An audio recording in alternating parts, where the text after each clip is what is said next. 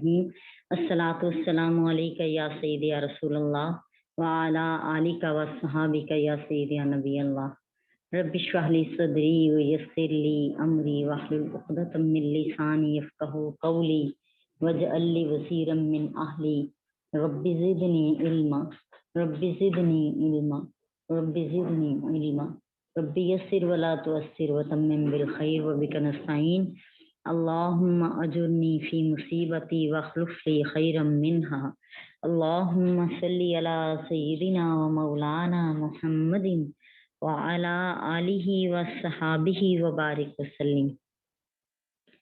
اعوذ باللہ من الشیطان الرجیم، بسم اللہ الرحمن الرحیم۔ سورہ آل عمران کی آیت نمبر 155۔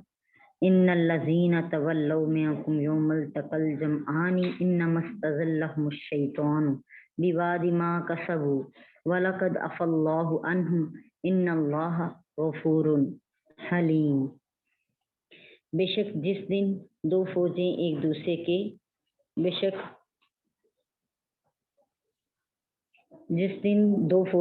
دوسرے کے مقابل ہوئیں، پھر اس دن جو لوگ تم میں سے پھر گئے، بے شک جو لوگ تم میں سے اس دن بھاگ کھڑے ہوئے تھے، جب دونوں فوجیں آپس میں گتھم گتھا ہو گئی تھیں تو انہیں محض شیطان نے پھسلا دیا تھا ان کے کسی عمل کے باعث جس کے وہ مرتکب ہوئے۔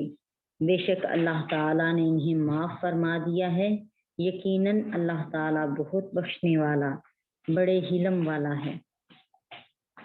اس آیہ کریمہ کا معنی یہ ہے کہ نبی کریم علیہ السلام کے بعض اصحاب جنگ احد کے دن مشرکین کے مقابلے سے بھاگ گئے۔ اس لغزش کی وجہ سے لغزش کی وجہ جو تھی وہ شیطان کا بہکانا تھا۔ اللہ تعالیٰ نے ان کی اس لغزش یعنی غلطی کو معاف فرما دیا۔ مفسرین کا اختلاف ہے اس پہ کہ اس میں کون لوگ شامل تھے، اس سے مراد کون سے لوگ ہیں۔ قتادہ بیان کرتے ہیں کہ اس سے مراد جنگ احد کے دن قتال سے بھاگنے والے رسول اللہ صلی اللہ علیہ وسلم کے بعض اصحاب ہیں۔ وہ رسول اللہ صلی اللہ علیہ وسلم کو چھوڑ کر بھاگ گئے اور یہ عمل شیطان کے بہکانے اور اس کے ڈرانے کی وجہ سے ہوا تھا۔ پھر اللہ تعالیٰ نے یہ آیت نازل فرمائی کہ اللہ تعالیٰ نے ان سے درگزر فرمایا اور ان کو معاف فرما دیا۔ ابن اسحاق بیان کرتے ہیں کہ حضرت عثمان بن عفان، حضرت عقبہ بن عثمان، حضرت سعد بن عثمان اور دو انصاری جنگ احد کے دن بھاگ گئے، حتیٰ کہ وہ مدینہ کی ایک جانب جلعب نامی پہاڑ کے پاس پہنچ گئے۔ پھر 3 دن کے بعد رسول اللہ صلی اللہ علیہ وآلہ وسلم کے پاس آئے۔ آپ نے ان سے فرمایا تم بہت دور چلے گئے تھے،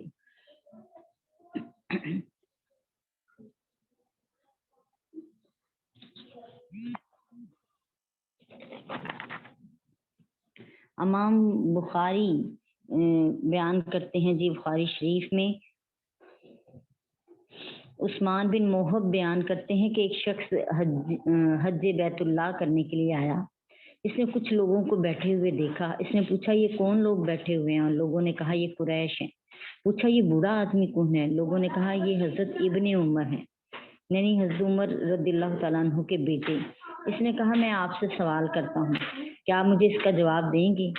میں آپ کو اس بیت اللہ کی حرمت کی قسم دے کر سوال کرتا ہوں، کیا آپ کو معلوم ہے کہ حضرت عثمان بن عفان جو کہ تیسرے خلیفہ بھی تھے نبی کریم علیہ السلام کے، حضرت عثمان بن عفان جنگ احد کے دن بھاگ گئے تھے؟ حضرت ابن عمر نے کہا ہاں۔ اس نے کہا کہ آپ کو معلوم ہے کہ وہ غزوہ بدر میں بھی حاضر نہیں ہوئے تھے؟ حضرت ابن عمر نے کہا ہاں۔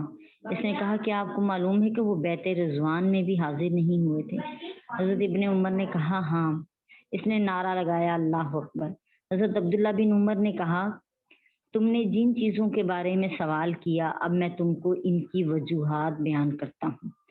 رہا جنگ احد میں بھاگنے کا معاملہ تو میں گواہی دیتا ہوں کہ اللہ تعالیٰ نے ان کو معاف کر دیا تھا، کیونکہ قرآن پاک کی آیہ کریمہ یہ واضح کر رہی ہے اس بات کو۔ دوسرا کہا رہا غزوہ بدر میں غیر حاضر رہنا تو اس کی وجہ یہ تھی کہ نبی کریم علیہ السلام کی صاحبزادی حضرت رقیہ رضی اللہ تعالی عنہا ان کے نکاح میں تھیں اور وہ ان کی تیمارداری کر رہے تھے، اور نبی کریم علیہ السلام نے ان سے فرمایا تم کو بدر میں حاضر ہونے والے مسلمانوں کا اجر اور مال غنیمت ملے گا۔ اور رہا بیت رضوان سے غائب ہونے کا معاملہ، تو یہ بیت اس وقت ہوئی تھی جب حضرت عثمان مکہ جا چکے تھے۔ نبی کریم علیہ السلام نے اپنے دائیں ہاتھ کے متعلق فرمایا یہ عثمان کا ہاتھ ہے، پھر اس کو اپنے دوسرے ہاتھ پر مارا اور فرمایا یہ عثمان کی بیت ہے۔ پھر حضرت ابن عمر نے اس شخص سے فرمایا تم نے یہ جوابات سن لیے، اب جہاں جانا چاہتے ہو چلے جاؤ۔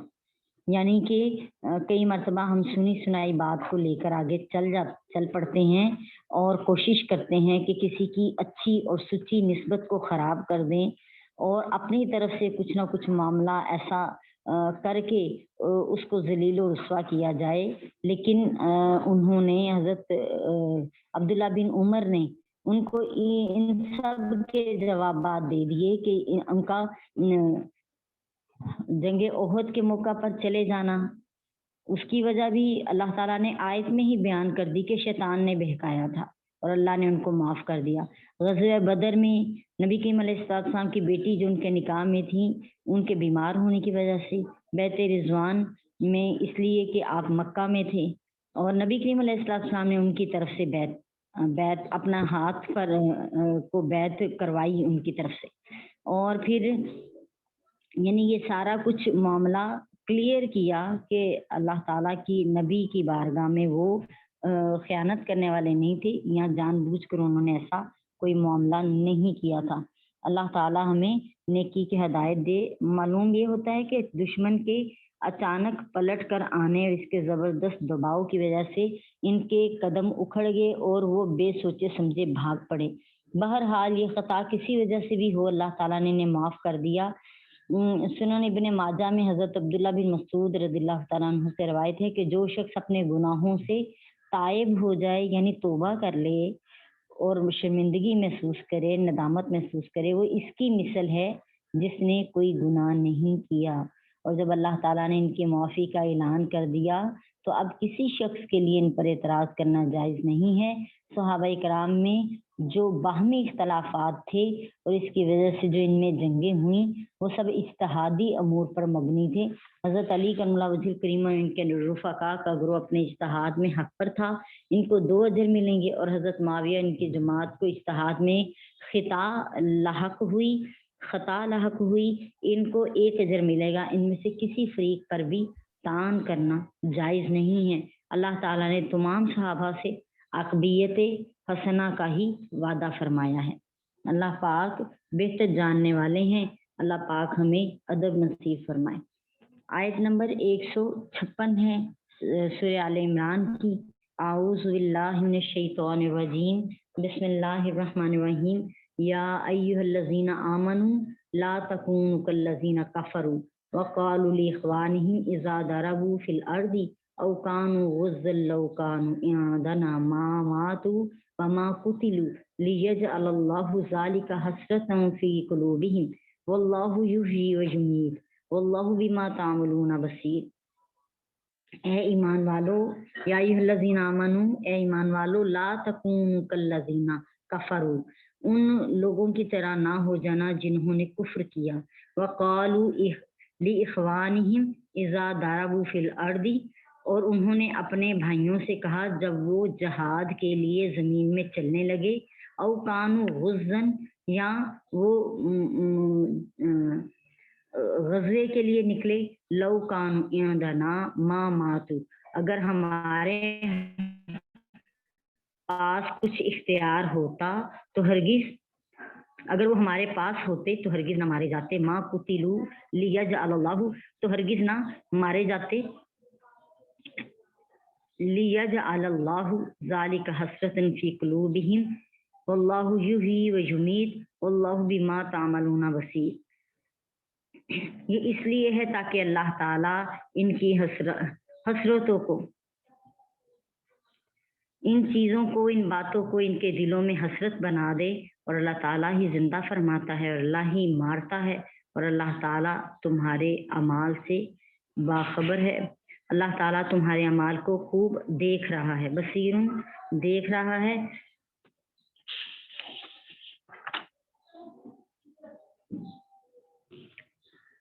اس سے پہلی آیتوں میں اللہ تعالیٰ نے مسلمانوں کو شیطان کے وسوسوں سے ڈرایا تھا، جس کے نتیجے میں وہ جنگ احد میں شکست سے دوچار ہو گئے. اور اس آیت میں اللہ تعالیٰ نے مسلمانوں کو منافقوں کے وسوسوں سے خبردار کیا ہے جو شیطان کے مددگار ہیں، کیونکہ منافقین مسلمانوں کو کفار کے خلاف جہاد کرنے سے آر دلاتے ہیں، یعنی ڈراتے ہیں جہاد سے، اور ان کو روکنے کی کوشش کرتے ہیں کہ یہ جہاد کے لیے نہ نکل پائیں، اور اگر نکلیں تو ان کے اندر وہ ہمت حوصلہ نہ رہے جنگ کرنے کا.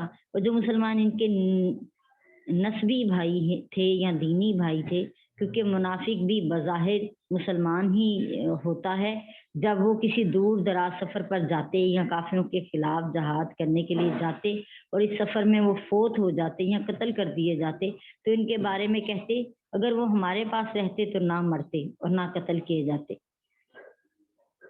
منافقین یہ بات اس لیے کہتے تھے کہ ان کا تقدیر پر ایمان نہیں تھا.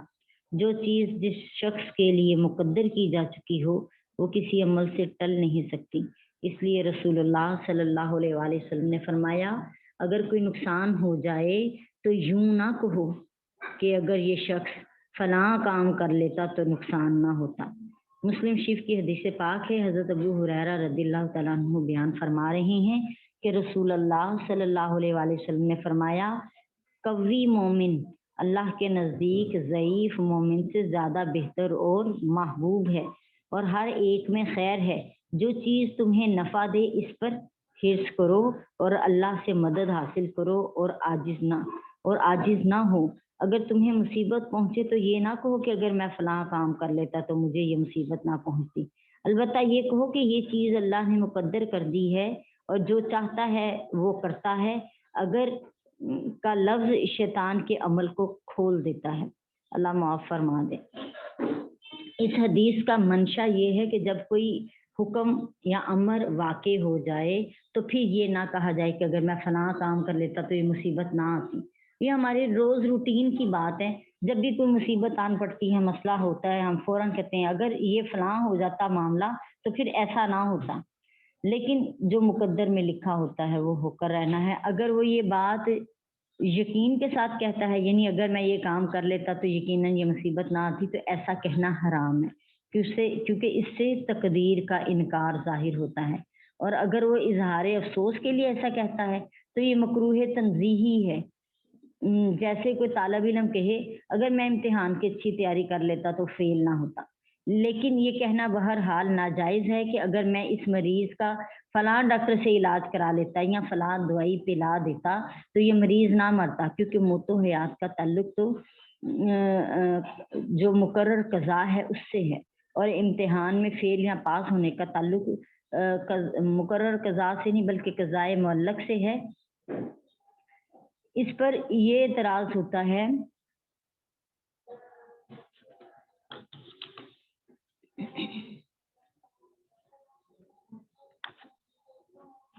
اللہ تعالیٰ ارشاد فرما رہے ہیں تاکہ انجام کار اللہ اس قول کو اس کے حسرت کا سبب بنا دے، یعنی آخر کار اللہ تعالیٰ اس قول کو اس کی حسرت بنا دے جو یہ کہا جاتا ہے کہ کاش اگر ایسا نہ ہوتا تو یہ ہو جاتا. جو مسلمان کسی سفر میں جاتے اور فوت ہو جاتے یا کسی غزوہ میں جاتے اور وہاں شہید ہو جاتے تو منافقین ان مسلمانوں کے رشتہ داروں سے کہتے کہ اگر وہ مسلمان ہمارے پاس رہتے اور اس سفر میں نہ جاتے تو نہ مرتے یا اس غزوے میں نہ جاتے تو قتل نہ کیے جاتے. اللہ تعالیٰ نے فرمایا اللہ ان کے اس قول کو انجام کار ان کی حسرت کا سبب بنا دے گا.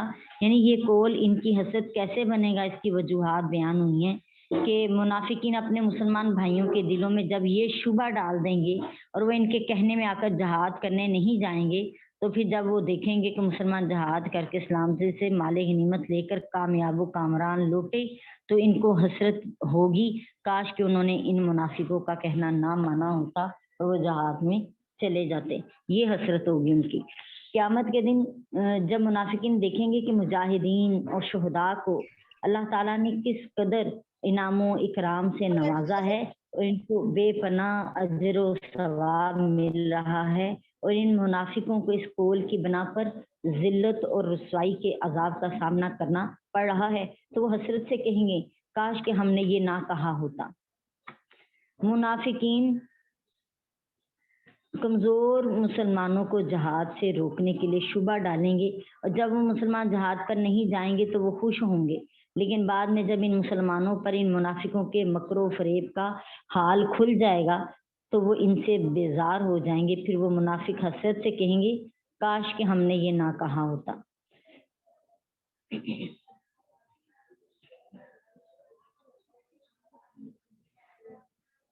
अल्लाह ताला इरशाद फरमाते हैं सूरह आले इमरान की आयत नंबर 157 में, वाला कुतिलतुम फी सबीलिल्लाहि औ मुत्तुम लमगफिरतुम मिनल्लाहि व रहमतुन खैरुम मिम्मा यजमाऊन। और अगर तुम वाला कुतिलतुम फी सबीलिल्लाहि, अगर तुम अल्लाह की राह में कत्ल होते, और मुत्तुम या मर जाते, लमगफिरतुम मिनल्लाह, तो अल्लाह की तरफ से तुम्हें जरूर बख्शिश मिलती, व रहमतुन, और खैरुन, और बेहतर रहमत होती, मिम्मा यजमाउन, और बख्शिश मिलती और रहमत नाजिल होती जो कि बेहतर है उससे जो तुम जमा करते हो। यानी अगर तुम अल्लाह की राह में कत्ल कर दिए जाओ या तुम्हें मौत आ जाए तो अल्लाह की मग़फ़िरत और रहमत इस मालो मता से बहुत बेहतर है जो तुम जमा कर रहे हो। अल्लाह की राह में मरना कैसा है? मुनाफिकीन ने जो ये कहा कि अगर वो हमारे पास होते तो ना मरते और ना कत्ल किए जाते। इस कौल का एक रद्द तो अल्लाह ताला ने ये फरमाया कि किसी जगह पर आने जाने में, मरने और जीने का दखल नहीं है। अल्लाह ही ज़िंदा करता है, वो ही मौत तारी करता है। अगर अल्लाह ने लिखा हो तो घर में ही मौत आ जाए, अगर अल्लाह ने लिखी हुई है तो अगला सांस ना आए। दूसरा जवाब इस आयत में दिया गया कि इंसान को मौत तो आनी ही है, इससे फरार हासिल नहीं कर सकता। इंसान कत्ल कर दिया जाए या तबई मौत मर जाए, या जब ये मौत या कत्ल होना अल्लाह की राह में हो या अल्लाह की रज़ा की तलब में हो, तो ये इससे बेहतर है कि इंसान दुनिया और इसकी लज़्ज़तों की तलब में मरे। क्योंकि इंसान मरने के बाद इन लज़्ज़तों से फ़ायदा हासिल नहीं कर सकता। क्योंकि इंसान जब जहाद की तरफ मुतवज्जो होता है और इसका दिल दुनिया से मुँह फेर कर आखिरत की तरफ मुतवज्जो कर हो जाता है, तो गोया वो दुश्मन से निजात हासिल करके दोस्त के पास पहुंच जाता है। जब इंसान जहाज से मुंह फेर के दुनिया की तरफ मुंह कर लेता है अपना, तो फिर वो मौत से डरता रहता है, और मौत के बाद वो अपनी महबूब महबूब चीजों से बिछड़ जाता है और हशर तक कब्र के अंधेरों में पड़ा रहता है। इसलिए ये मानना पड़ेगा कि अल्लाह की राह में कत्ल होना या मर जाना, इसकी मगफिरत और रहमत को हासिल करना, ये सब दुनिया जमा करने से कई दर्जे बेहतर है। इस आयत में अल्लाह ताला ने 2 चीज़ों का ज़िक्र फरमाया है। अल्लाह की राह में कत्ल होना, ये मैदान जहाद में शहादत पाना है, और अल्लाह की राह में मरना, इससे मुराद ये है कि इंसान अपनी ज़िंदगी दीन की तबलीग में गुज़ारे, कुरान और हदीस को पढ़ता और पढ़ाता रहे, अल्लाह के दीन को लोगों तक पहुँचाता रहे। अब अगर इस दौरान में इसकी मौत आ गई तो ये भी अल्लाह की राह में मरना है।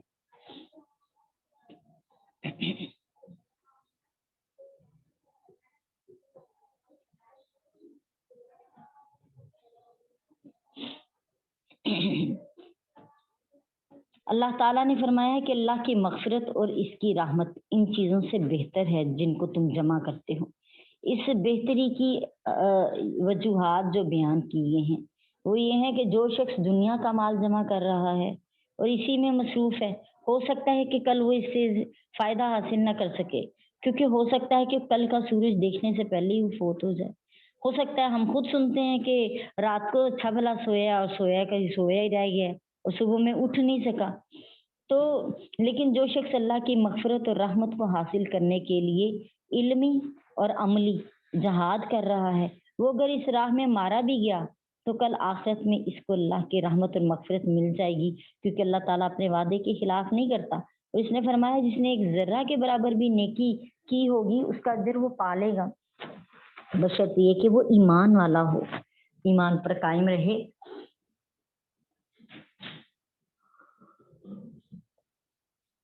हो सकता है कि दुनिया का माल जमा करने वाला कल तक ज़िंदा रहे, लेकिन ये मुमकिन है कि कल इसके पास ये माल ना रहे, क्योंकि कितने लोग सुबह में अमीर होते हैं और शाम को गरीब हो जाते हैं। ان کے منٹوں گھنٹوں میں ہی یہ سارا مال جو ہے سڑ کے بالکل راکھ بن جاتا ہے۔ ان کا مال کسی وجہ سے ان کے ہاتھ سے نکل جاتا ہے، لیکن آخرت کی خیرات کبھی ختم ہونے والی نہیں ہے۔ اللہ تعالیٰ نے فرمایا ہے باقی رہنے والی نیکیاں تمہارے رب کے پاس اچھی ہیں۔ نیز اللہ تعالیٰ نے فرمایا جو نعمتیں تمہارے پاس ہیں وہ ختم ہو جانے والی ہیں، اور جو اللہ تعالیٰ کے پاس ہیں وہ کبھی بھی ختم ہونے والی نہیں ہے۔ نبی کریم علیہ الصلوۃ والسلام نے سمندر میں انگلی ڈبوئی اور ڈبو کے کہا کہ جو قطرے میری انگلی کے ساتھ لگے ہیں یہ قطرے دنیا ہیں، اور باقی سارا سمندر جو ہے وہ آخرت ہے۔ تو آپ دیکھ لیں کہ عقل مند سودا کیا ہے، سوچ سمجھ کا سودا کیا ہے۔ یہ کیا آیا وہ قطرہ جو انگلی کے ساتھ لگ گیا ہے، اس قطرے کی خاطر ہم اپنا ایمان بیچ دیں، اپنی آخرت برباد کر دیں، اور اس پورے سمندر کی فکر نہ کریں جو ہمیں ملنے والا ہے۔ سو اس کے لیے تو ہمیں اس دنیا میں پیپر حل کرنا ہے، امتحان دینا ہے، آزمائش میں پڑھنا ہے، آزمائش میں پورا اترنا ہے، اپنے مالک کی یاد کو اپنے ذہن میں سوار رکھنا ہے، اور آخرت کے لیے یعنی وہ پلاننگ جیسے کوئی بزنس مین پلاننگ کرتا ہے کہ اتنے سالوں میں میں اتنا کروں گا، یوں یوں پلان کروں گا، اور اتنے سالوں میں مجھے اتنا منافع حاصل ہو جائے گا۔ اس طریقے سے ہم دنیا میں وہ سارے معاملات سوچ سوچ کر کریں اور پھونک پھونک کے قدم رکھیں تاکہ ہماری آخرت برباد نہ ہو۔ اور یہ وہی کر پاتے ہیں جن کو آخرت کا یقین ہے۔ جنہیں آخرت کا یقین نہیں ہے وہ بس کچھ سنی سنائی باتوں پہ چل پڑتے ہیں۔ اللہ پاک جو ہے یعنی یہاں خالی امیدیں لگائی ہوئی ہیں اور عمل سے ان کا کوئی تعلق نہیں ہے، اور کہتے ہیں خالی امید کے سر پر ہی سارا کچھ ہو جائے گا، اور کچھ نے امیدیں ختم کر دی ہیں اور صرف خوف ہے سر پہ۔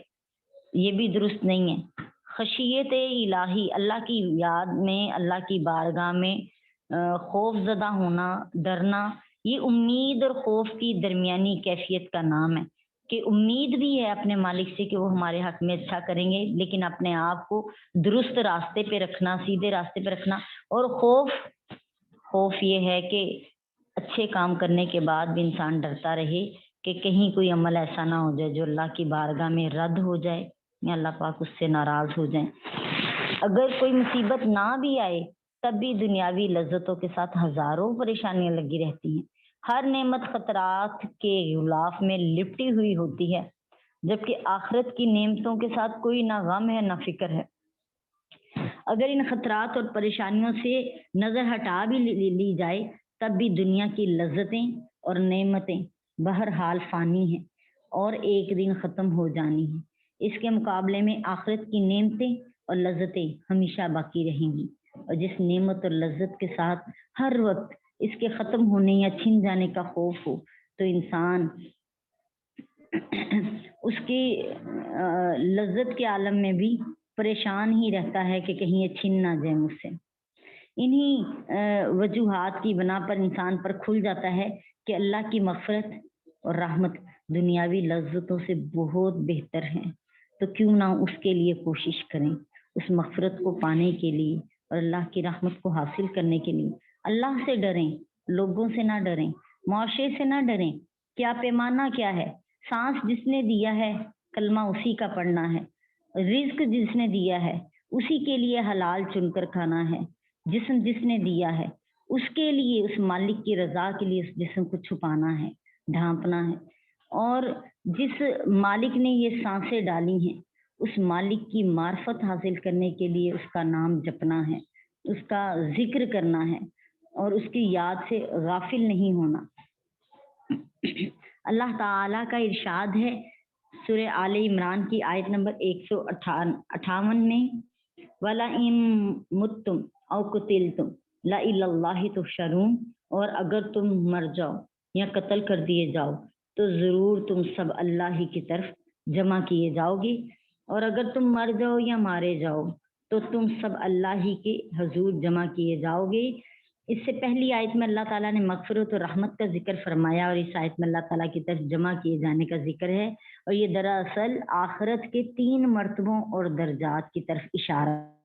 پہلا مرتبہ دوزخ کے عذاب سے نجات، دوسرا اس کی طرف مغفرت سے اشارہ فرمایا، اور پہلا مرتبہ دوزخ کے عذاب سے نجات اور اس کی طرف مغفرت سے اشارہ فرمایا، دوسرا مرتبہ ہے جنت میں داخلہ اور اس کا حصول ہے کہ اس کی طرف سے رحمت سے اشارہ فرمایا، اور سب سے بلند مرتبہ اللہ کی رضا ہے، اس کی ذات سے ملاقات ہے، اس کی طرف سے اس سے اشارہ فرمایا کہ تم اللہ ہی کی طرف جمع کیے جاؤ۔ پیچھے ہم نے مغفرت سنا، مغفرت تب ملے گی جب انسان کی دوزخ سے نجات ہو جائے گی، دوسری اللہ کی رحمت ملے گی، رحمت تب ملے گی جب انسان جنت میں داخل ہو جائے گا، اور تیسرا درجہ جو اب بیان کیا جا رہا ہے کہ مالک کی طرف اکٹھے ہوں گے، جمع کیے جائیں گے، تو وہ اللہ کی رضا اور اللہ کی ذات کے ساتھ ملاقات ہے۔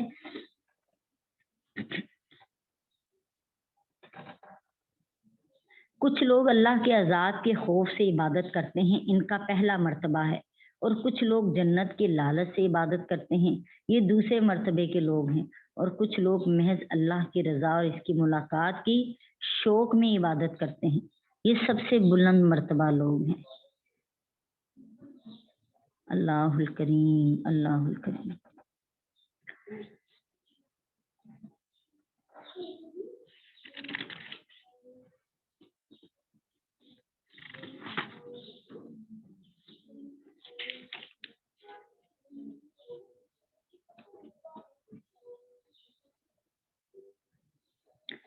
حضرت انس بن مالک رضی اللہ تعالیٰ عنہ بیان کرتے ہیں کہ نبی کریم علیہ السلام نے فرمایا کہ جس شخص نے 3 مرتبہ اللہ تعالیٰ سے جنت کا سوال کیا تو جنت دعا کرتی ہے کہ اللہ اس کو جنت میں داخل کر دے، اور جس نے 3 مرتبہ دوزخ سے پناہ کی دعا مانگی تو دوزخ دعا کرتی ہے اللہ تعالیٰ اس کو دوزخ سے پناہ میں رکھ۔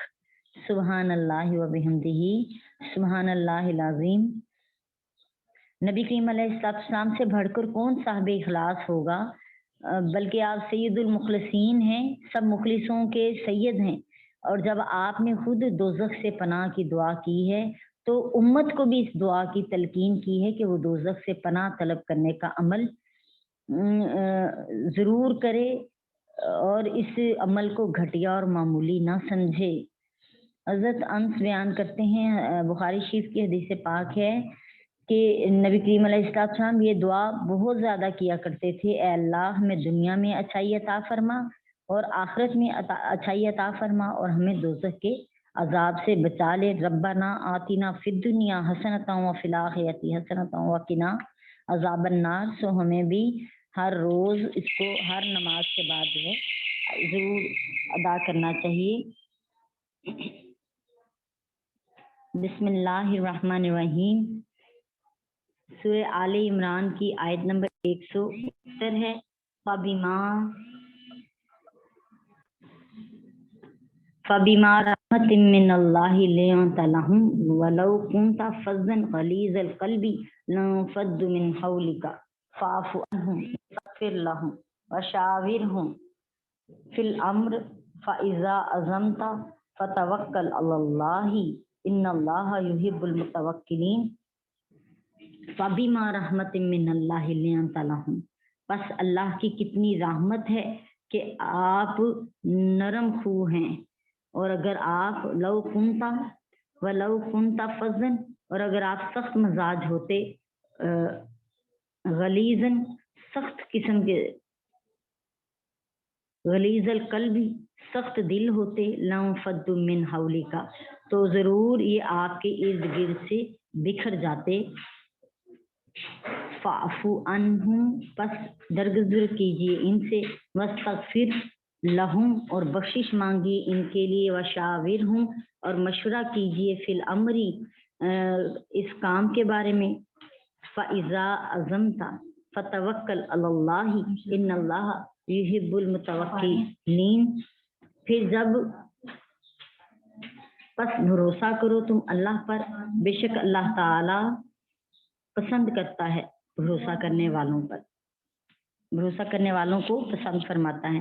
اے حبیب والا صفات صلی اللہ تعالی علیہ وآلہ وسلم، بس اللہ تعالیٰ کی کیسی رحمت ہے کہ آپ ان لوگوں کے لیے نرم طبع ہیں، اور اگر آپ تند ہو اور سخت دل ہوتے تو لوگ آپ کے گرد سے چھٹ کر بھاگ جاتے، سو آپ ان سے درگزر فرمایا کریں اور ان کے لیے بخشش مانگا کریں اور اہم کاموں میں ان سے مشورہ کیا کریں۔ پھر جب آپ پختہ ارادہ کر لیں تو اللہ پر بھروسہ کیا کریں، بے شک اللہ تعالیٰ محبت کرنے والوں سے، اللہ تعالیٰ توکل کرنے والوں سے محبت فرماتا ہے۔ اعوذ باللہ من الشیطان الرجیم، بسم اللہ الرحمن الرحیم۔ اس آیت میں میرے نبی کریم علیہ الصلوۃ والسلام کی نعت بیان ہوئی ہے۔ اللہ تعالیٰ